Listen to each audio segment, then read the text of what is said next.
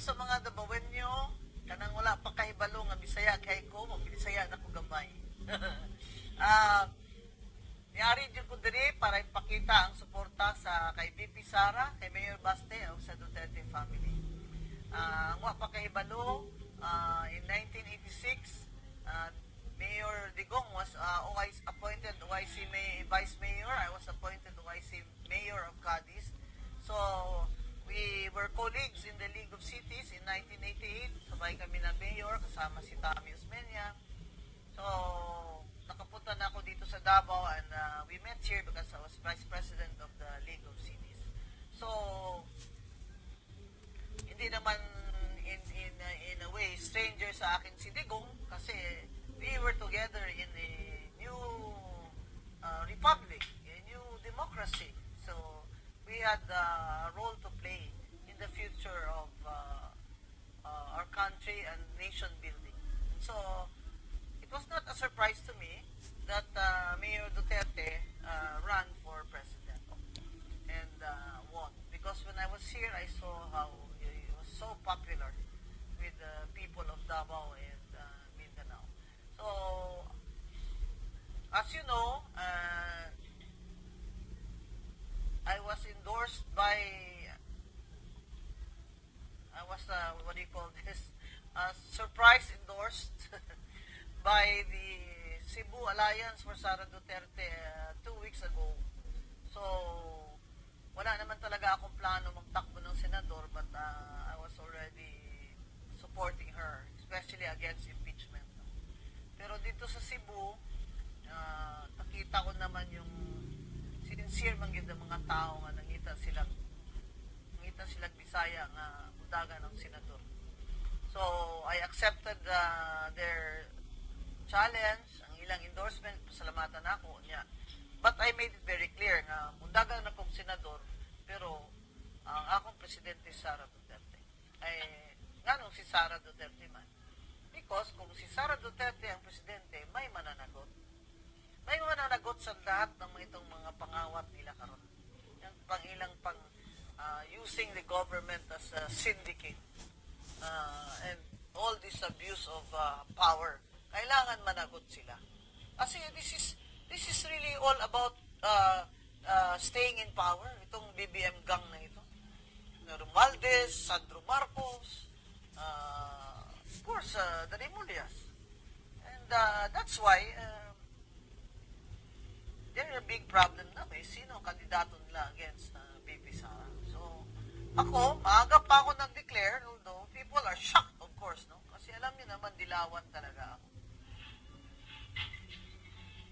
Aside from being appointed by President Cory and being mayor during her term, I was appointed Commissioner of COA by Pinoy, and I was also again appointed Commissioner of COMELEC by President Pinoy Aquino. So, dilawan talaga ako. So, lumaban kami, just like Digong here and Chia Soling, lumaban talaga kami sa mga Marcos warlords during the election, yung the snap election. Tapos, sa EDSA, after, of course, we lost the election, siyempre, dinaya naman din kami, tayo noon eh.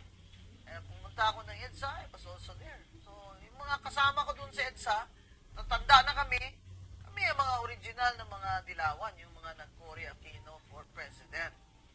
So, huwag na tayong magkulay-kulay kay kung kulay-kulay, si Digong, dilawan man yun. Si Chia Soling, dilawan man, Cory man yun. Wala na tayong kulay-kulay kay Pilipino man tayong lahat. Ang laki ng problema natin ngayon. What kind of government and a country are we going to leave our children and grandchildren? 17 trillions na ang debt. Now, this fuel crisis, look at the way BBM is mishandling it. Why? Because in the first place, we have a deficit. Walang perang gobyerno kasi ninakaw na nila. Pero mo yung ninakaw, 1.9 trillion yun. Kita niyo yung mga maleta doon, mga pera doon. Grabe. Tapos ayuda lang nila ang mga driver 10,000. Saan na? 10,000 a month? Wala pa gani na a month kay pa'y pasaling kung kitsa. Saan na po itong next 10,000? Ang problema ngayon ng Pilipinas dito sa energy, sa fuel crisis, dili unta ni kani ang atong kahimtangan kung wala ta nila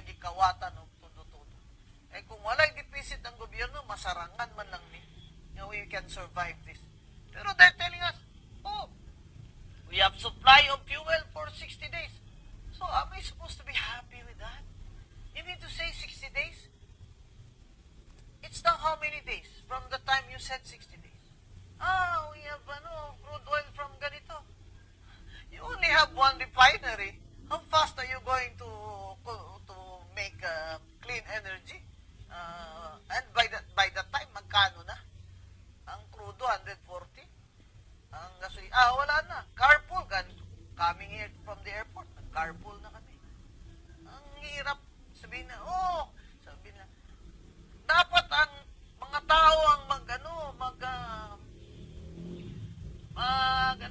mag-tighten your belt.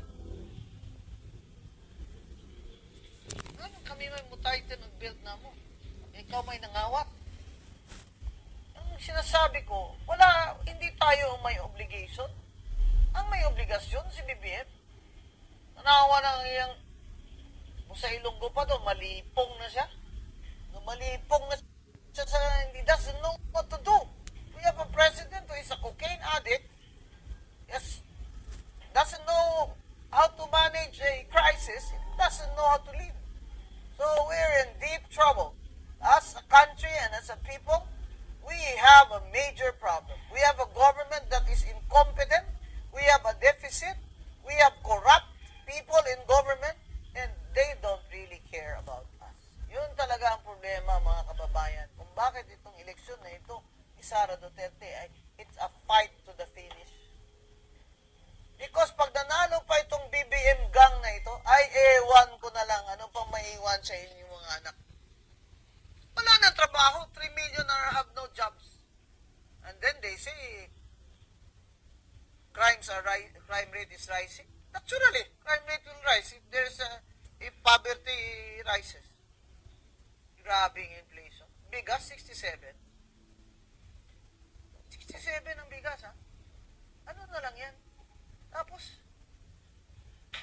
paawa-awa pa si BBM na hindi na siya natutulog. Hindi ka man lagi katulog, cocaine ka man.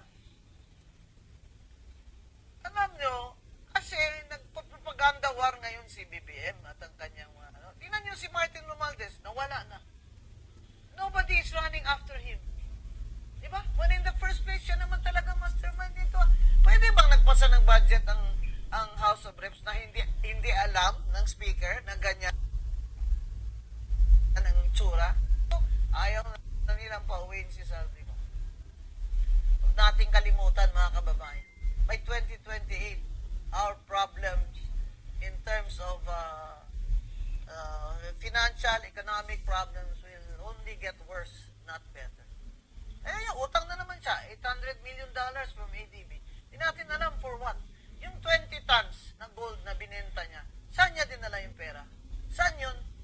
Yung mga sinusuli ng mga pera ng mga magnanakaw na taga-DPWH, may resibo ba yun sa National Treasury? Nakita ko ba resibo? Hindi ko nakita. Kanino napunta yun? Yung excise tax. Yung sabi nila, sige, isuspend ang collection ng excise tax. Matay ka. Excise tax sa gasolina, 10 pesos bawat litro. Ang sa man din kay 99 naman akong litrong gibayran. Minus 10. 89 nagyapon. Kanya, magbayad pa tag-income tax sa April. I'm suggesting. Total, ninanakaw lang din ng BBM administration itong pera natin na binabayad ng tax. Mas mabuti pa, idiretso na lang sa serbisyo o sa tulong sa tao kaysa magbayad ng tax. I propose, wala mo nang bayaran ng income tax this year for those who are earning less than 1 million. Total, hindi naman kayong earning less than 1 million, hindi naman kayo mayudahan. Hindi man kayo indigent. Who is now actually absorbing the, what do you call this, all of these problems? The middle class. Because you are the ones paying the bulk of the taxes. Government employees are paying standard 32% of their salaries. And they do not get an increase in pay. Bakit? Huwag na lang sila pabayarin ng, wala na muna income tax this year. Diba maganda? Bakit pa kami magbabayad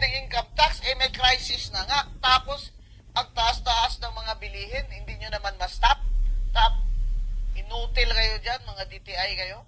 Wala namang price control. Hoarding na itong mayayaman dun sa Makati, oh. Wala nga akong mabiling, buti na lang, nahabol ko pa yung dog food ng aso ko. Bahala na, magutom mo tanan. Ang aso ko, hindi magutom, ha? Bakit ako tayo magbabayad pa ng tax? Hindi nyo rin lang kami mabigyan ng mga middle class ng ayuda dahil ninakaw nyo ng pera namin. Hindi na, wala nyo na kami babayarin ng tax. Di ba? Oh, tapos, itong 10,000 ayuda in taon, ingon lagi ko nga, kung pilay income sa taxi driver, jeepney driver, inana. And you know, Mayor Isko Moreno is already doing this. Bayaran na lang sila sa gobyerno. Unya, ilibre na lang mga tao sakay. That was also in my Facebook before Mayor Isko adopted that in Manila. And for that, I admire him. He's really thinking for the people. So, ang ano ko dyan is, in a democracy, the people's power is not only in their right to vote, but also in their power to pay taxes. But in a corrupt government, why make the people pay taxes? Especially when there is a crisis and a high inflation. If the senators are listening, I hope they'll consider that. Yung mga excess tax na nakolekta nila, tingnan nyo ngayon. Kasi hindi nila in-earmark yung excess tax na kinuhan ba for fuel crisis or whatever. Pinasok nila sa National Treasury, parang doon na lahat ng pera, tapos doon na lang nila kawat-kawaton ba. Eh, kung ginawa nilang reserve yun, di ba? Excise tax. Ilagay sa earmark fund. Hindi nyo yan pwedeng galawin, ha? Unless may fuel crisis or unless may ganito, ganyan. Eh, di sana okay tayo. Eh, kaso lahat iaakyat niya sa National Treasury para makahukaw niya. PDIC, ilang milyon. PhilHealth, ilang milyon. You see that the BBM administration is thinking of all ways to get our money and then make us suffer because they say there is a deficit. Hindi naman daw kasalanan ni Bongbong na nagka-fuel crisis. Hindi mo nga kasalanan. Kasalanan mo nga ngurakot yung mga opisyalis dyan. Pati ikaw, sabi ni B. Saldico, may 25 billion ka na kickback. Yun, kasalanan ni BBM. Hanggang ngayon, kasalanan niya na hindi niya tayo kayang sulbarin. Ano ba ito? Anong kalasing solusyon ito? Ano yung mga kaibigan, sabi na, bakit yan si Atty. Watson? Lagi na lang galit kay BBM. Eh, ano palang gusto niya, matuwa ako sa kanya.